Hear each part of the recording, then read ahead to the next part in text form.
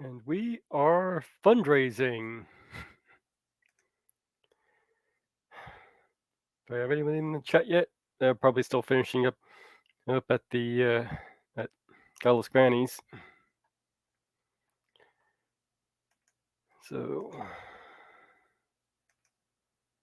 what is this all about, huh?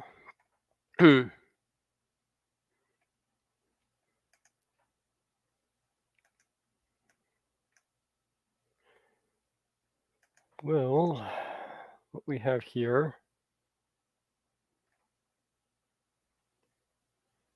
Let's see if anybody shows up from the fundraiser first.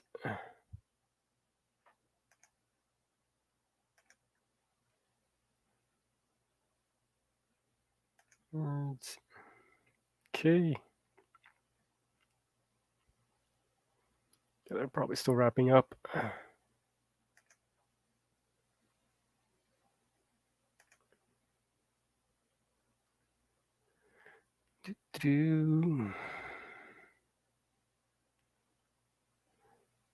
Fundraising.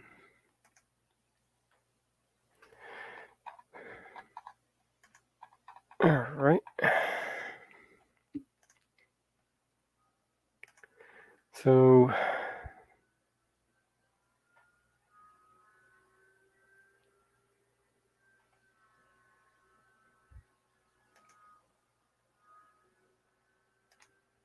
just check something.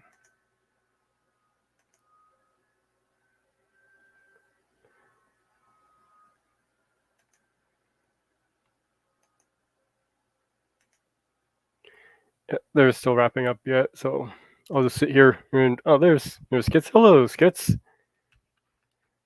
Okay, I guess we're getting people coming over now. All right. Well, this is a fundraiser to help Alex get to Germany. I'll put the link.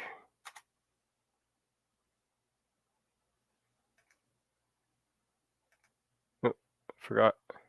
Gotta switch over to me.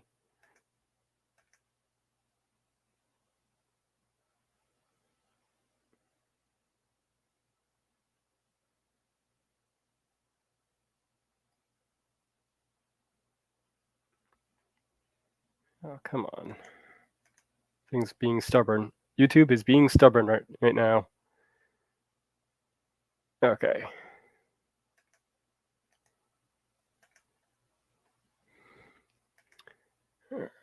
There's the link. I'll pin that. So there's the GoFundMe link.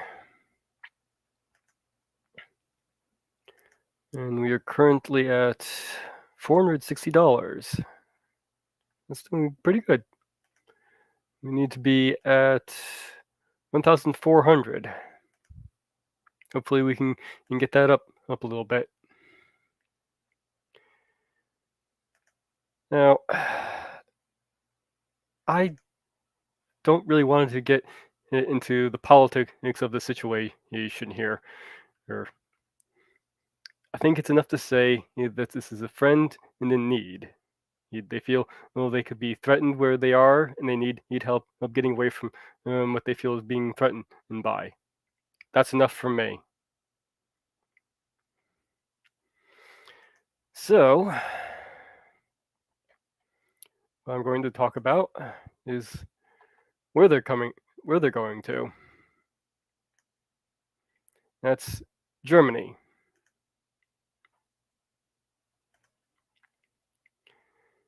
And in Germany, we have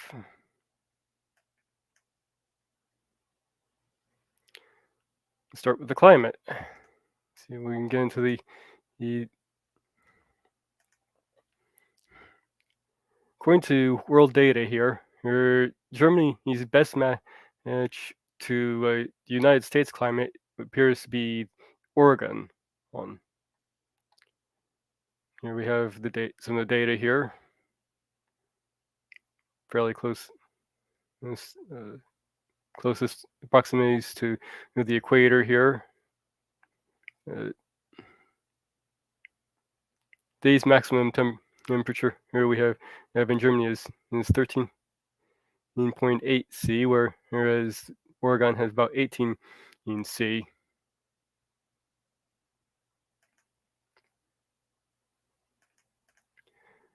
Translated out, that's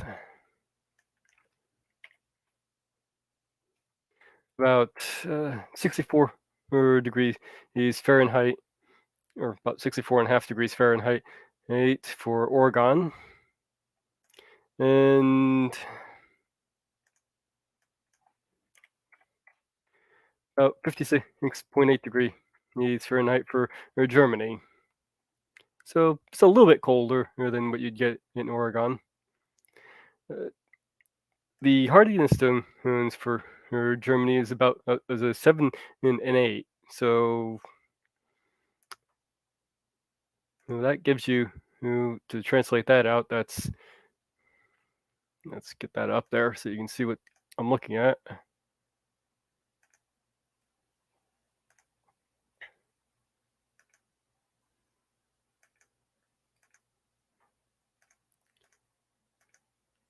The hardness zones, like I said, they sit between in 7 and 8 for Germany. So that's around 5 degrees Fahrenheit to up to 20 degrees Fahrenheit as lows.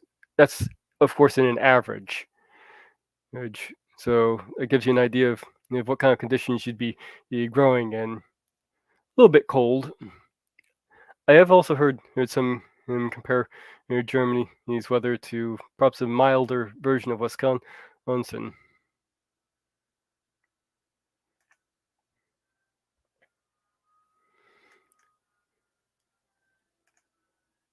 So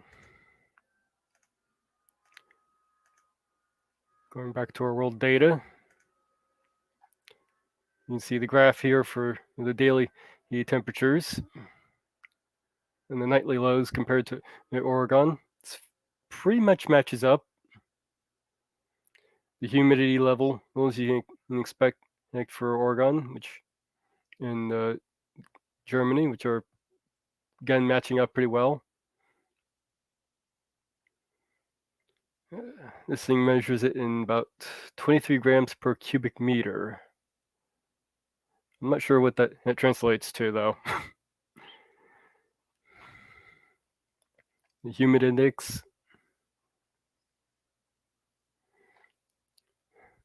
rain. Let's see which one is the blue and which one's the red again. Okay, Oregon is blue. Germany is the reddish orange. So you'll see less rain fall in Germany, on average. Looks like, except for in March and February to April.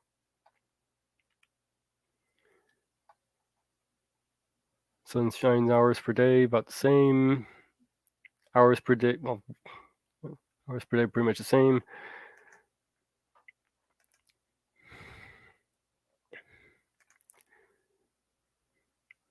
So that's what you get for the temperatures.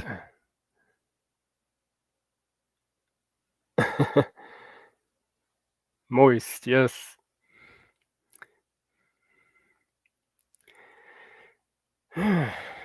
But hopefully this gives you some information on what it'll be like living in there if we have our person in moving in there or listening in.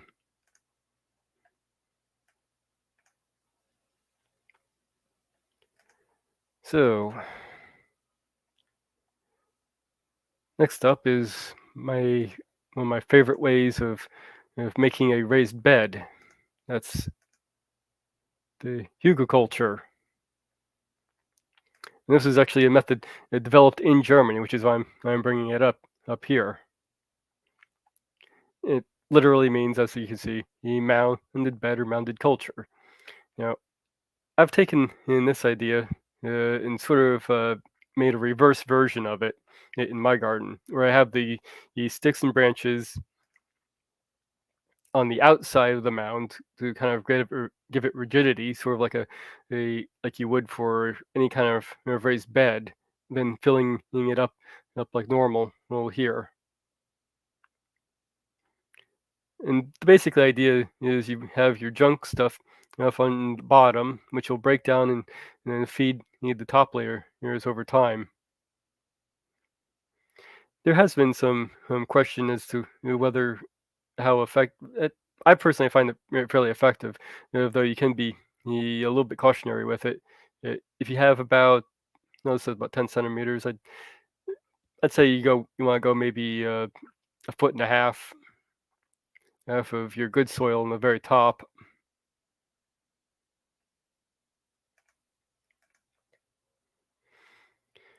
Uh, History of pure culture is the German word meaning mountain culture, hill culture, yada yada. The technique you could allege to have been in practice in Germany and in Eastern Europe societies for hundreds of years. So it's a fairly old method. I can see how it would be easy to come up with. I mean, you just pile up a bunch of junk, yard waste in one spot, cover it over with dirt, and you got yourself a mound to grow in. Fairly simple. And as the thing breaks down, it feeds it.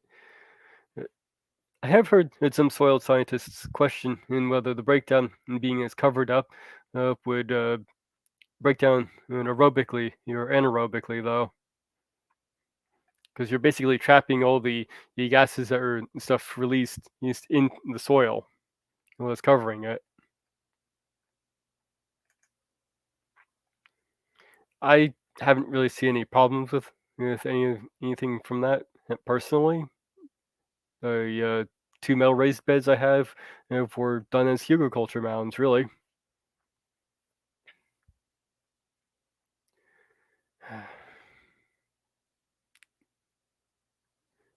You can sort of thinking about it as sort of a compost and play is, but built in. That's basically where you dig a trench and fill it with your compost material, and then cover it over. And then you can plant right on top of it.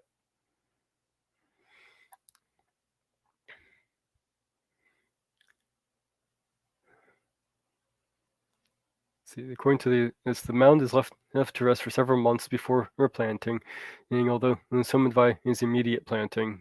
Uh, Again, that would depend and on how you do the top up layer. If you have it a good top layer, again, I was saying about a foot and a half, you can plant in it right away.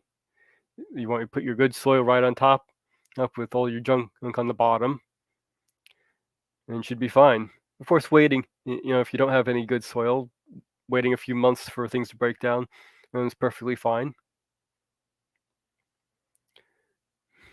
Anything can grow. Oh, and in the raised bed, well, obviously. I mean, it's just another very cheap, effective way of doing a raised bed, really, without any borders or anything, except for why I'm doing it, where I'd have the reverse.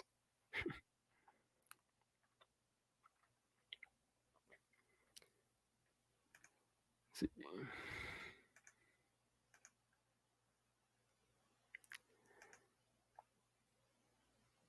So,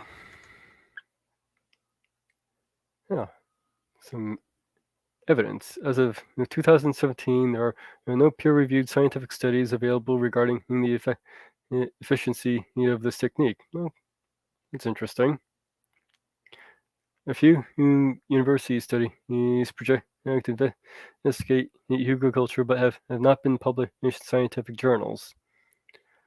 So I guess there is some question as to how effective they are or in terms of the science.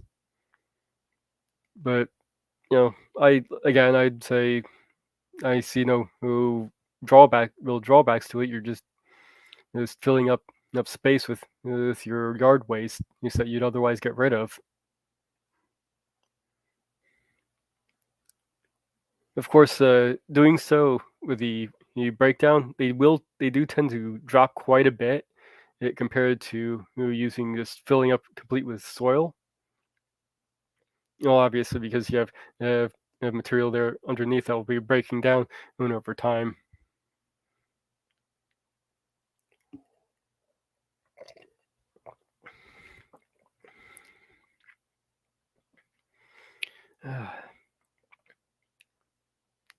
Many advocate the technique. I advocate it as a cheap method of creating a raised bed, if nothing else. Honestly, I haven't seen any other major benefit to it personally.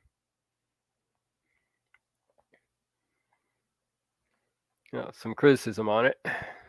It's, although agriculture beds can safely retain water and light duty application is, for example, conserving the moisture of rain that falls on the bed, creating heavy duty rainwater retention areas behind agriculture beds and uncon to catch rich surface runoff from surrounding areas. This can be dangerous. That's interesting.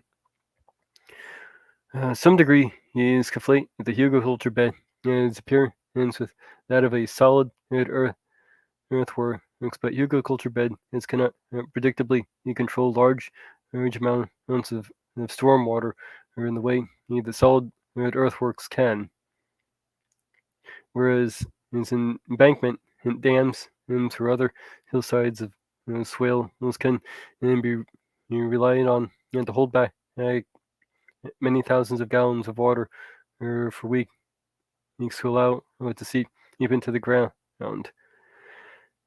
Okay. By the sound of it, it's just having trouble with some water retention. I can see how that could be an issue, seeing as you do have a lot of empty space effectively in the center of it. And there is a possibility that the change of different media may have an effect on water retention as well with the top layers. Something I've been meaning to get around to testing.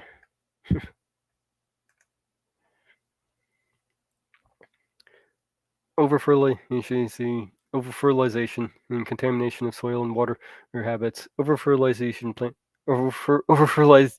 plants and are said to have less flavor, or too much nitrogen can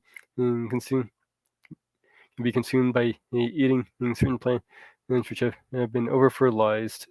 That's another thing where you want to be fertilizing responsibly. And honestly, I don't really bother with fertilizing my raised beds because really those things tend to have just about pretty much everything you need already built into it. So there really isn't a need to go around fertilizing them. Where you do want to fertilize is usually in your pots. So your grow bag eggs or clay pots or plastic pots, anything like that is usually where you want to use your fertilizer applications because it's a small space, it's self-contained. Think of it like the difference between having a pond and having a fish tank. You need to do a lot more maintenance to the fish tank than you would need to do to a pond. Because the pond, if it's big enough, can kind of maintain itself. If at some point.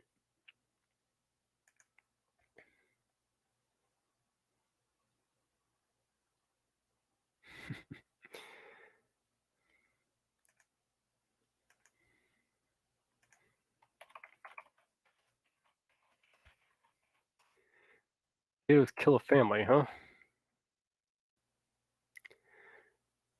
Well, looking it up, apparently it was due to gassing off of the potatoes that managed to kill somebody's entire family. So the potatoes rotted and produced toxic fumes by the sound of it.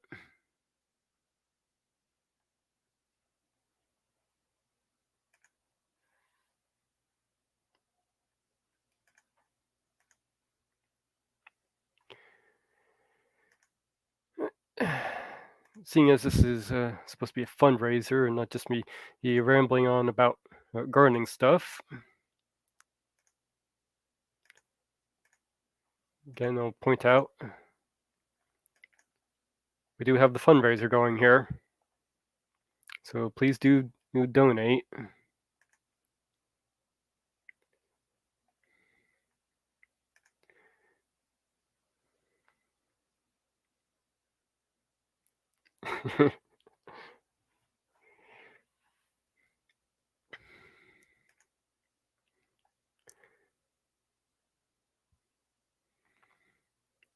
You can see for yourself if there's a situation they're in.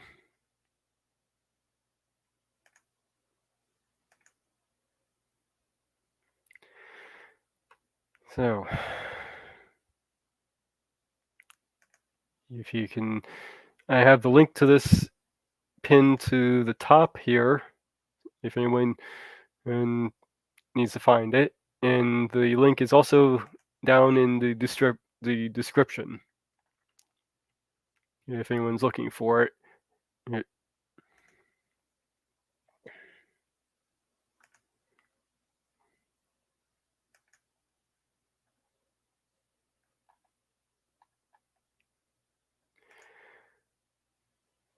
So,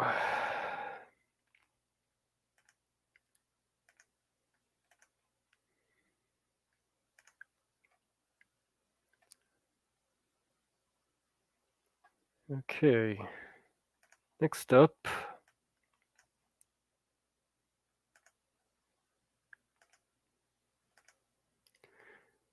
we have a essential guide to top 5 German plants for your garden. These appear to be designed as more decorative plants rather than plants you'd be eating. Uh, they have got some flowers here, which are German chamomile, so that you could probably make a tea out of that. And as you can see right in the picture, it's a good attractor for pollinators.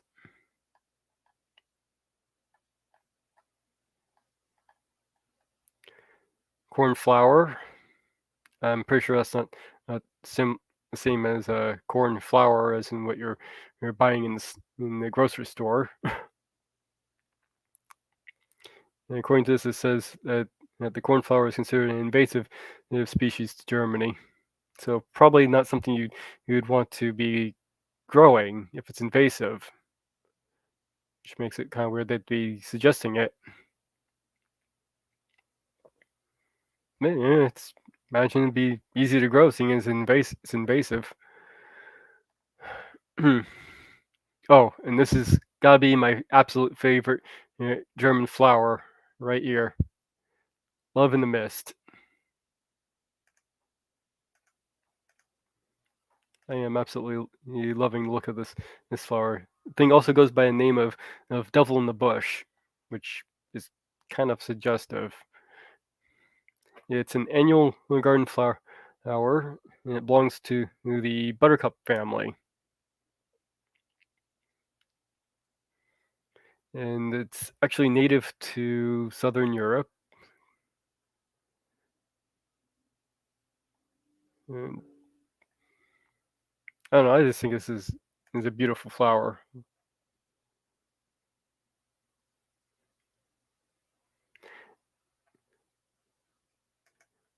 Yeah, I imagine you could probably get in trouble with growing an invasive species in some places.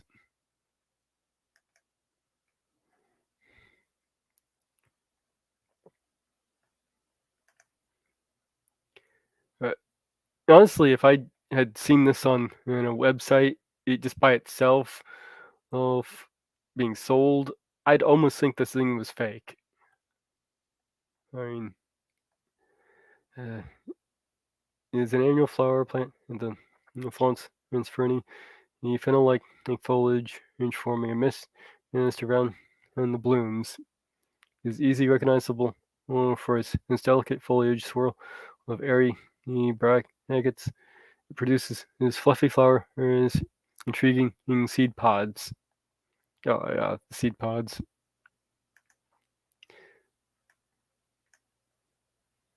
I'll show you the seed pods here.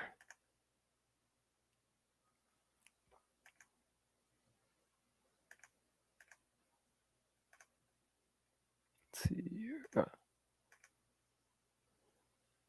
Wikipedia page. There's one of the seed pods there. And there's some of the dry seed pods. You can see the seeds there. Doesn't really give you a size scale to just how big these things are, though.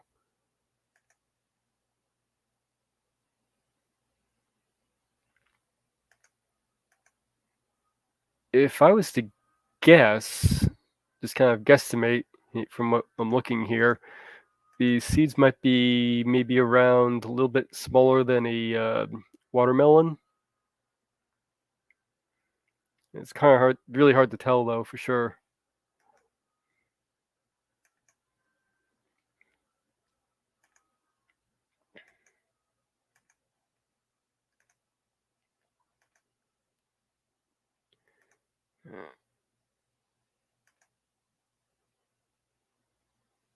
That's the picture.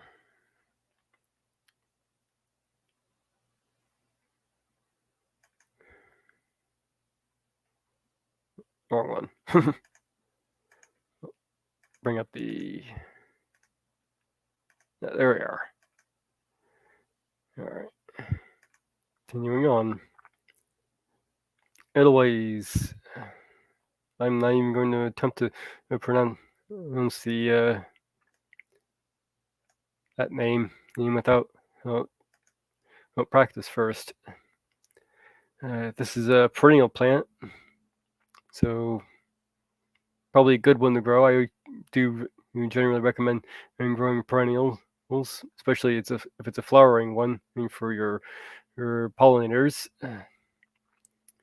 It's woody, it's like foliage, the white star shape. It blooms. The starry flowering plants grow naturally in the high altitudes of the Alps.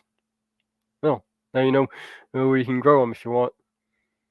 If you happen to be in the Alps someplace, they will adapt to strong winds and rocky soil and cold temperatures. So if you have bad soil, and cold temperatures and a lot of wind, this might be a good choice for you.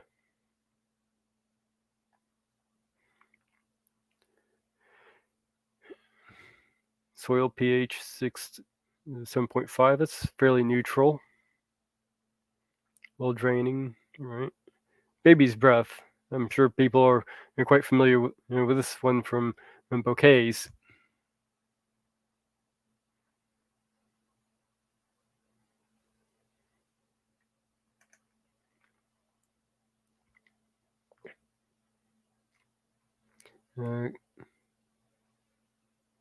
Drosophila. Drosophila. If you ever wanted to sound smart about it, is a genus that contains over 100 species of annual and perennial plants. It has a gray-green to narrow blue-green leaves.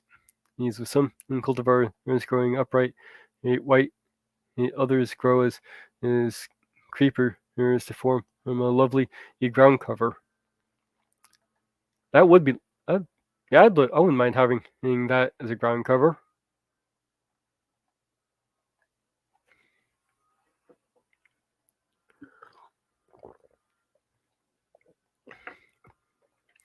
And we have the European white lily. Now you've seen in my little homemade pond, and I have these purple flowers. I'm not exactly sure what variety of lily they are, but they kind of take over the pond,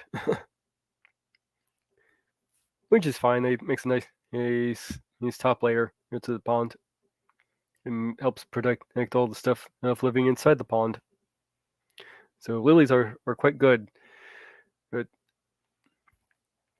Usually with plants that are growing out of the pond, like lilies, they will will suck up extra nitrogen in from the water, which will help with reducing algae blooms.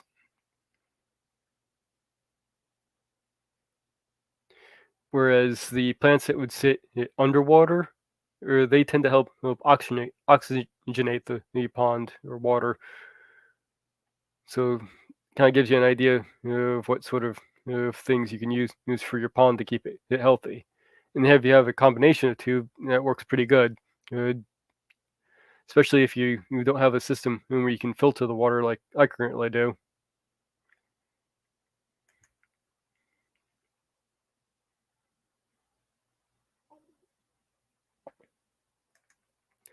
This is true.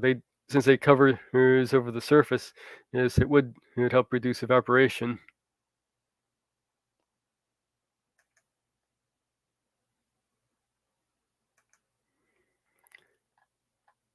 And looks like I'm at the end of what this recommends.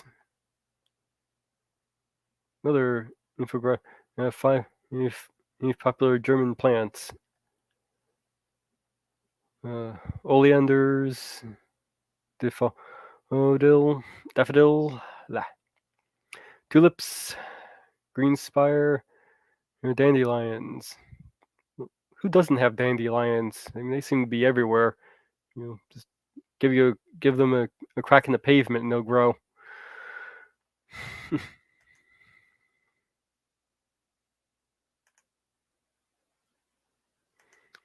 So,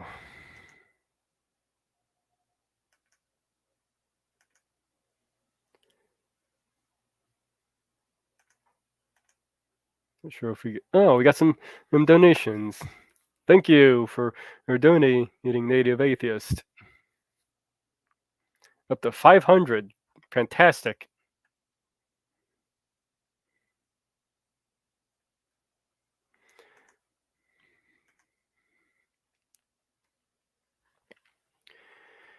A few German and top agriculture crops include wheat, barley, potatoes, and soybean, and they really have to come up with a better name than that. Rapeseed, especially I'm sure YouTube will just have a field day with that that plant. 83 to 98% of the food energy consumed in Germany comes from crops that are not native to the region. Most of these plants diversity is found elsewhere on the planet.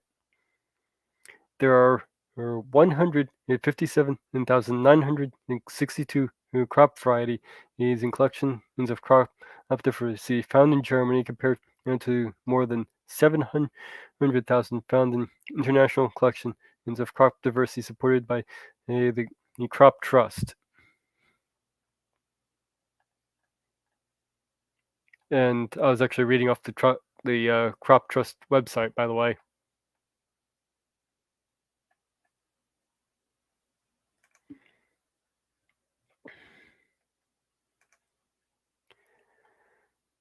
So,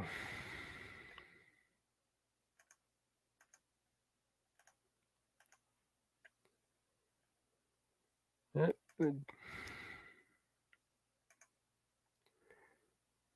be about. Do we have any questions here?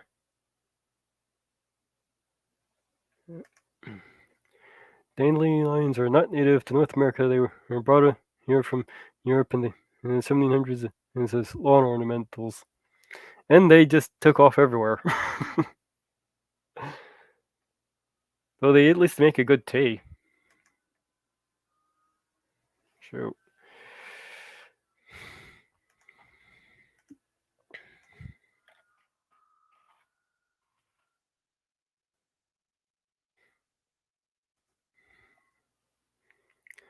just for any decent tea, you You take the plant. You usually want to hang it if you're going to hang it to dry it out. Hang it upside down and with the cut part pointed up. They usually helps the drying process that way in retaining flavor in the plant.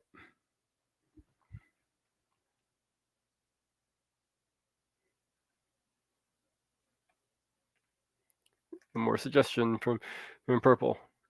Dandelion greens are good if you get them before the flowers bud. That would make sense, seeing as the plant ants are usually going to be putting most of its energy into the flower once you get the flower bud.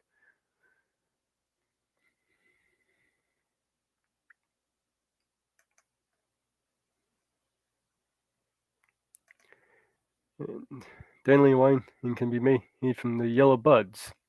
Actually, I didn't even know that myself. I don't really know too much about how dandelion tea is made, so thank you very much for that. Yeah.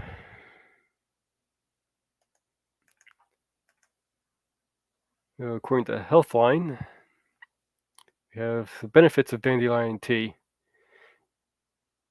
Reduces water weight, apparently. Uh,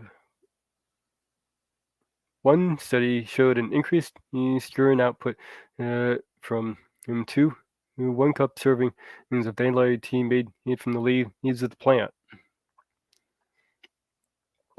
It could promote liver health, which I suppose makes sense if it's promoting you to pee more because you'll be flushing out that any stuff that's in your system a lot quicker.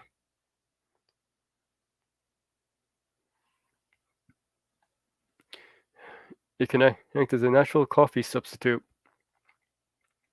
so I'm guessing it's high in caffeine. Maybe not the best choice if you have any kind of heart issues and you have to stay off of stimulants.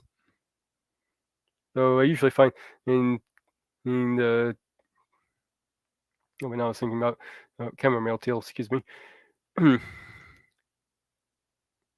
root is the young dandelion plants are roasted into a dark brown color. So it's actually the roots that are being used as a coffee substitute instead of the leaves or the flower buds.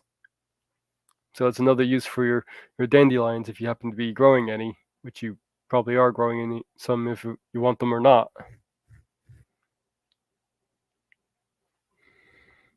So if you're ever out of coffee, now you know you can just go into your yard and pick dandelions.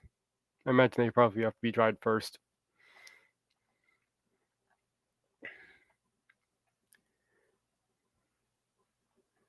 Similarities between dandelions and weight loss drug. A recent Korean study suggested that dandelions could have similar effects on the body as the weight loss drug orlistat, uh, which works by inhibiting pancreatic lipids, an enzyme released during digestion to break down fat. Again, that sort of kind of almost sounds like it might tie into the whole helping with the kidneys and all that. Oddly enough, the dandelion tea may soothe digestive ailments.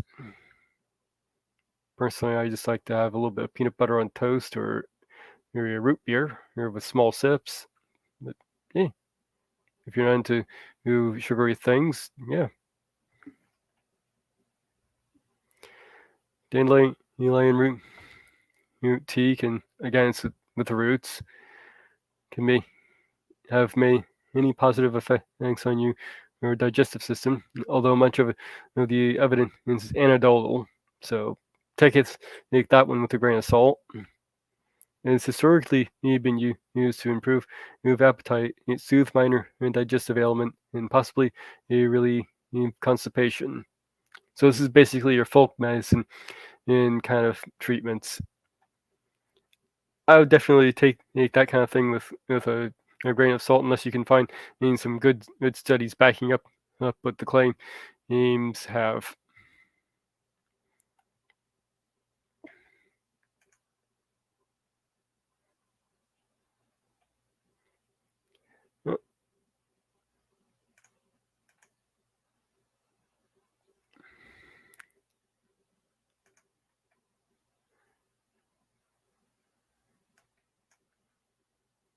So, where was I?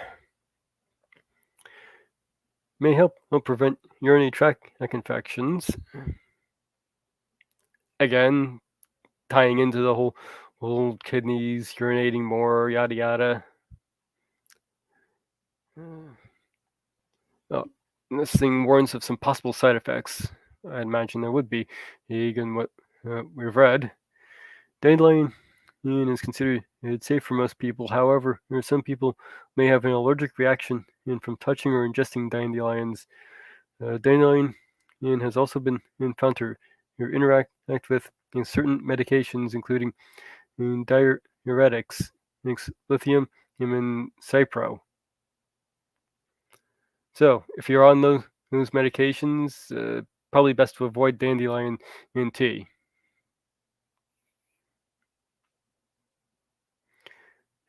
If you take any prescription medications, consult your doctor before drinking dandelion tea. Obviously, it's probably a good idea to consult your doctor about to go over what your diet is anyway beforehand, just in case you happen to be taking something that could be interacting with the drugs that he wants to, or they want to put you on.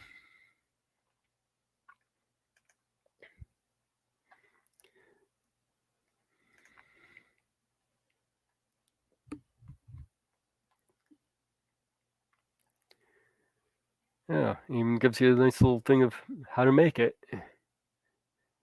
If your garden is already flooded with dandelions, you don't need to rely on store-bought tea. Just make sure you or someone else hasn't treated your lawn with chemicals. Yeah, it's definitely a concern. You usually want to wash your stuff off ahead of time anyway, just in case your neighbor is treated their lawn with chemicals and the stuff kind of wafts into your own garden. It's less than what you might be otherwise get, but it is something you want to kind of keep an eye out for. Hmm. Flowers and leaves, wash them and let them steep in hot water for 15 to 20 minutes. Roots, wash very thoroughly. You chop into fine pieces and heat on high in an oven for about 2 hours. Steep 1 to 2 teaspoons in hot water for about 10 minutes.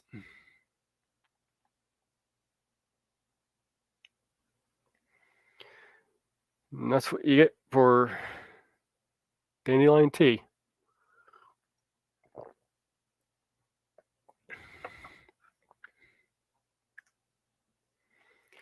So, where are we at here?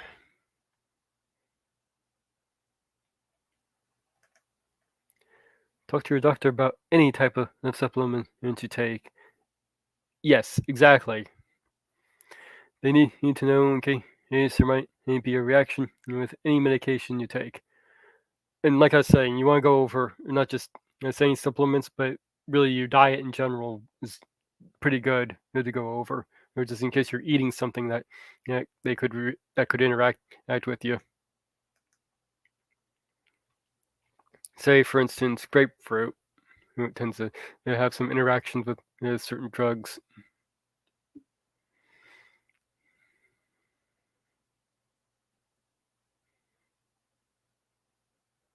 It says, I heard that Roundup tea is very good for you. Permanently cure is any ailment you might have. Uh,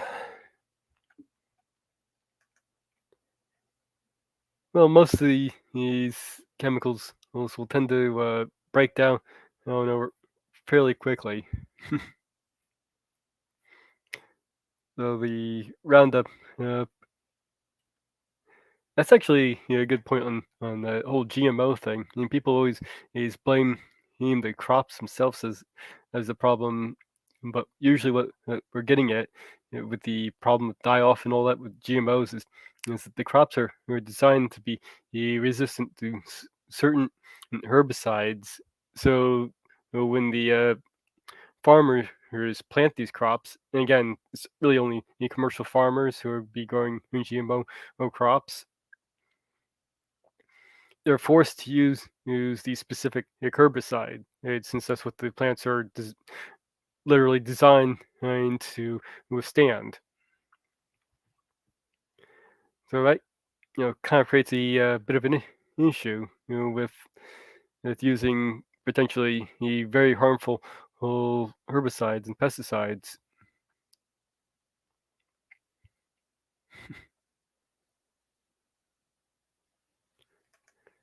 No, exactly what I was talking about with grapefruit. When my late fiance, he was and actually a couple ounces of grapefruit juice. It was made her feel like she was drunk and staggering and slur in her speech. If I remember correctly, I'm doing this off the top of my head. It has a enhancing and it enhances the effect of the drug. So it would be like taking an overdose of the drug by also ingesting the grapefruit.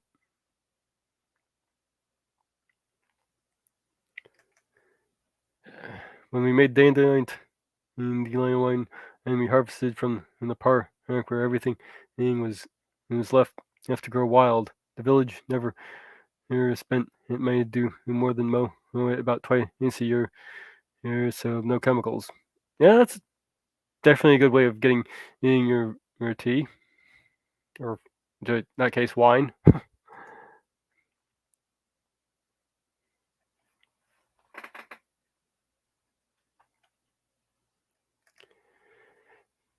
Yeah. One in particular that I tend to try to avoid is well, actually, it's a herbicide, but there's a herbicide that I avoid called one of the commercial names is Grazon. I kind of went over it in a previous video, you know, in the FAQ video I did. But that stuff can last in your garden for years, and it can go right through an animal. It's safe for animals to consume, but it can go right through them and without breaking down. So fertilizers like cow fertilizer or horse, basically anything from a grazing animal, could pick this stuff up, and then you'll have it in your manure. Or you put that in your garden, and now your garden's contaminated with the stuff that's going to kill off most of what you'd be growing. It's a real pain in the ass. In fact, it's been such a pain in the ass that some places have banned the use of it. Actually, since we're talking about Germany here,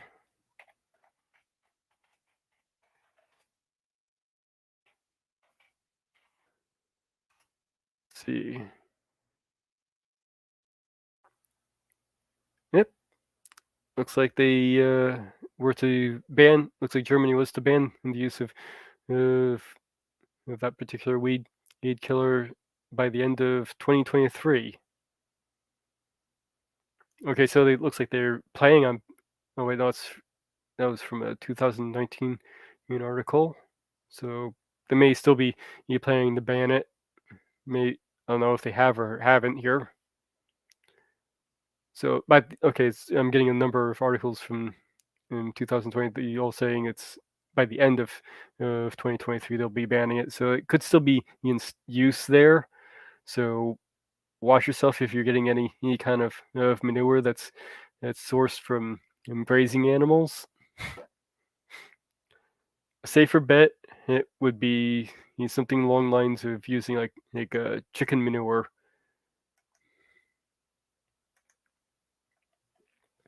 Or sourcing your own if you can, and hopefully no one around you is using the herbicide.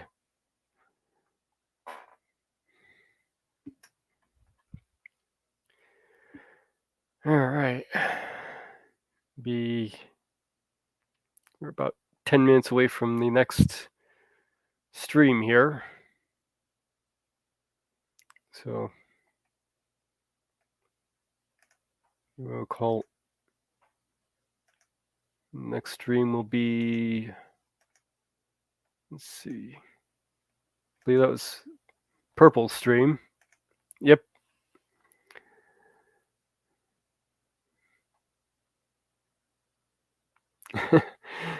You know, some people actually do use human waste. It's been some have been some of it. Some people have coined it humanure. So that is actually a thing. To use human waste as a manure source. So you need to process it very, very carefully, you with a very high heat, to make sure that you don't get any pathogens or other nasty stuff going back into your garden. So it's not something I particularly recommend unless you really know what you're doing with your composting.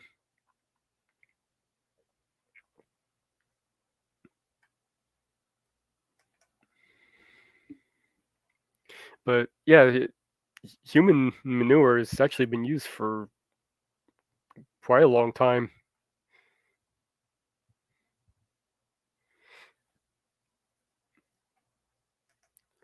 Yes, it's in a lot of places it's more commonly known as night soil, not just in China.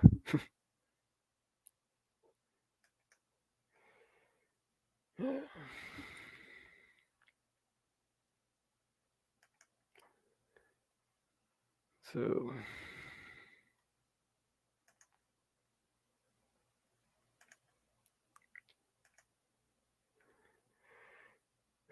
I hope that was at least somewhat informational about uh, growing, having a garden in Germany.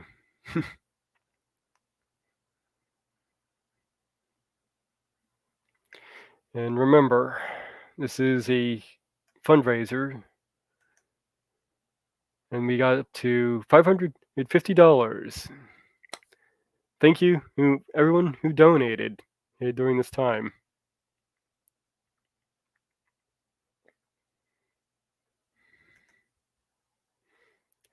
All right, we still have a few minutes left here before Purple has to start her stream. So,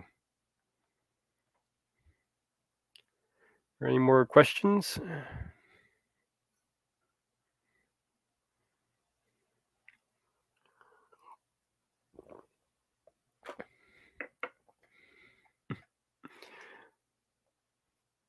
Well, one method I've seen people use for doing the deed is they, instead of having a flush toilet, they used sawdust. That helps cover up the smell as well. So you basically do your business, cover it up with a like a bucket of sawdust to cover up the smell and everything. And again, the wood shaving things would basically help absorb your all the nitrogen and stuff, and up with the breakdown and process. And then you'd put that in your compost goes from there. So they wouldn't be seeing you do your business.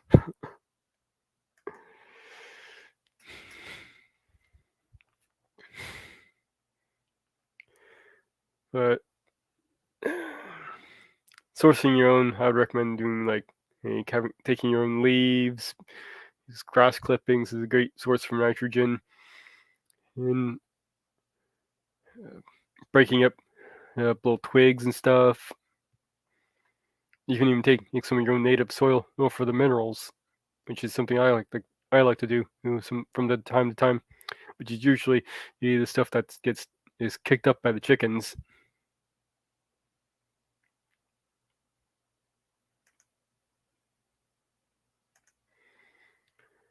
So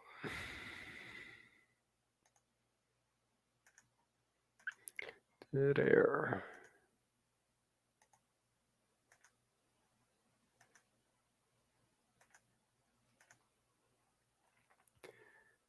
All right.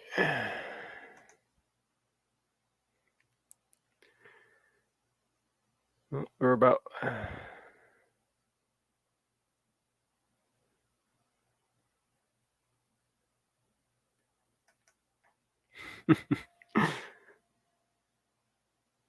killer hybrid earthworms, huh? uh, what's those graboids? Right? No, those are Precambrian in life forms. Yeah, right. Whatever.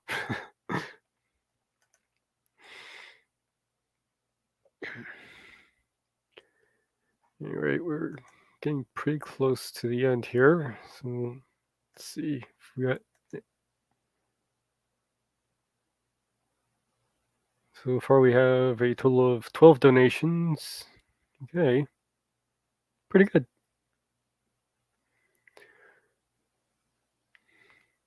So this, I believe, let's see how far along we are here. It's 1400.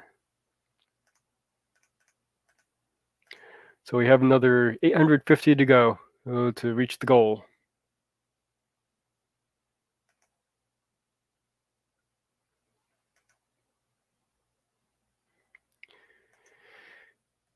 And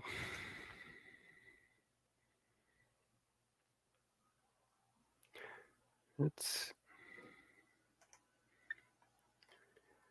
Oh.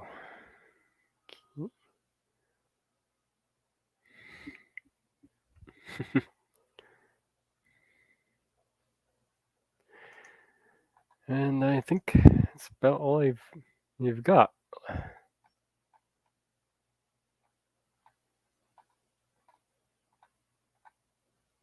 Seeing as I'm sitting here, it looks like a delivery has just arrived to me. And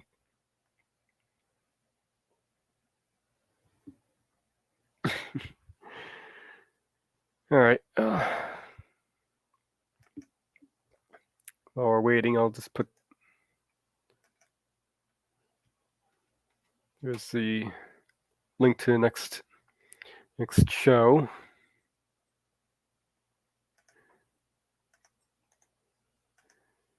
And even though I have it pinned to the top here, I'll put the link to the GoFundMe again as well. So you can click the YouTube link there here in the description and to get to the next show. Oh, Purple, you need a few more minutes? All right. Suppose I can wing something together. Yeah, I think I can keep going for a little bit. Yeah. Let's see what else I got here. I can kill a few minutes with.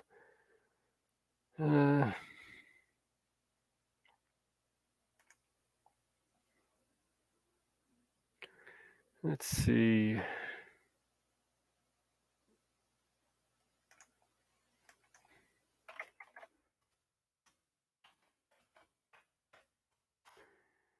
This is one of the crops.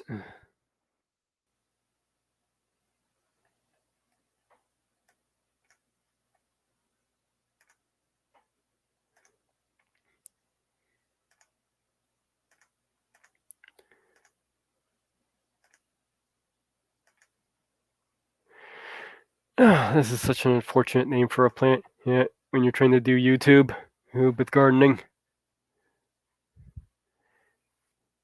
It's Brassica napus. Yeah, I think we'll just go with Brassica napus as instead of saying its name. Brassica napus, also known as. Oh, really? You just want me to get in trouble, don't you, plant? Or oil seed. Yeah, this plant wants me to get in trouble. Is a bright yellow flowering member of the family, a Brassica mustard or cabbage family. Now, this isn't the same brassica as you'd be getting with your broccoli and such. It's a different gene, different species. Cultivated mainly for the oil-rich seed, which is naturally contain means a applicable amounts of uric acid. You see there. Is this even showing up? Pretty sure it's showing up.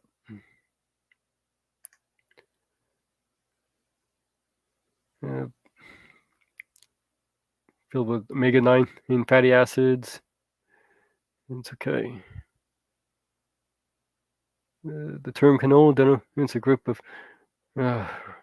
brassica napis is cultivars which were bred to have very low levels of ura, uracil acid. I don't know why I'm having such trouble pronouncing that. And are especially prized for use as human and animal food. Brassica napis is the third largest source of vegetable oil and the second largest source of protein meal in the world. Well, that's kind of interesting. So any of your vegetable cooking oil is probably produced by this plant, or at least one of them.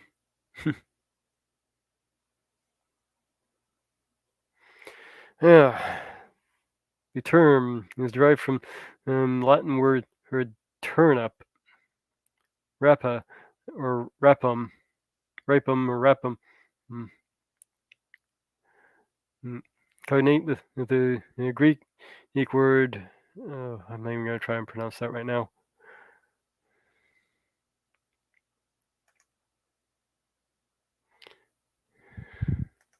Yeah, we are. Where are we at here?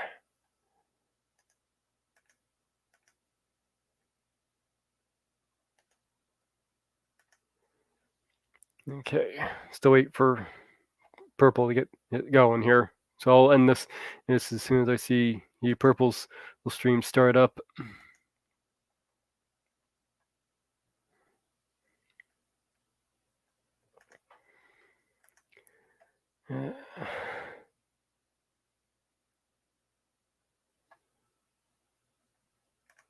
By the sound of it, kind of sounds like a canola maybe be part of it.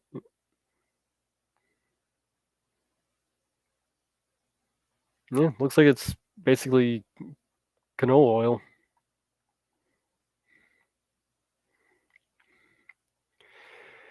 The species Brassica napis belongs to the flowering plant family Brassica yada yada. We already covered that. The subspecies with the autonym and B napis and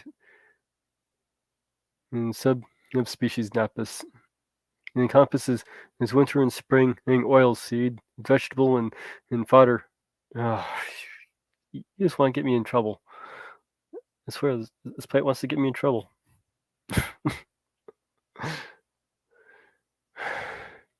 YouTube, this is a plant. This is the name of a plant. Don't get me in trouble.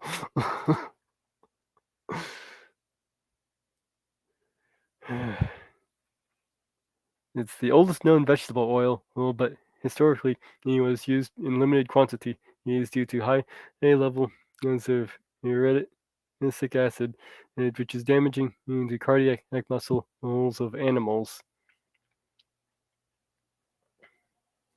and glucosides, which make it less nutritious in animal feed.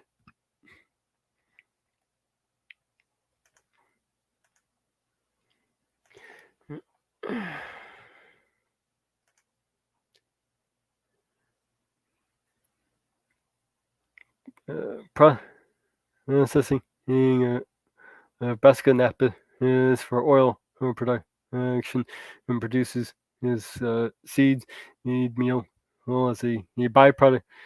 The byproduct is a high protein animal feed. So they'd be removing the oils from it, which makes sense considering what we just read here.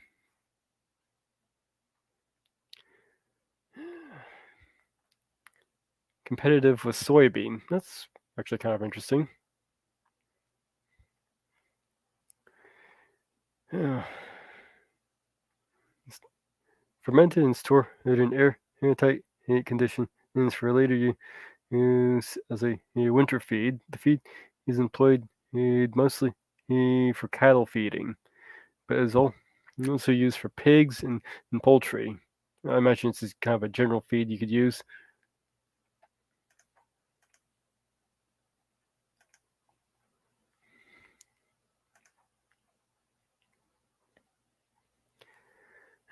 Biodiesel. Brassica napus oil is used as diesel fuel, either by a biodiesel, a straight and heated fuel system, and to blend in with the petroleum distillation. Distillate. It's for powering a motor or vehicles. Biodiesel may be used in pure form in newer engines without engine damage. The engine is frequent and combined in with fossil fuel diesel when ratio is varying from 2% to 20% biodiesel. Owing to the cost of the growing and crushing and refining in Brassica napus biodiesel, uh, Brassica napus derived biodiesel from new oil will cost as more to produce than standard biodiesel fuel. So it would drive the price down to use this particular plant for biodiesel.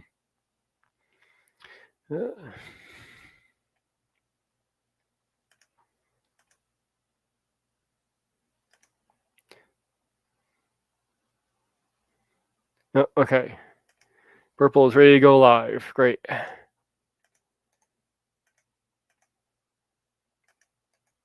right. Again, I'll put the link. There's Purple's link again there. So I'll be seeing you later.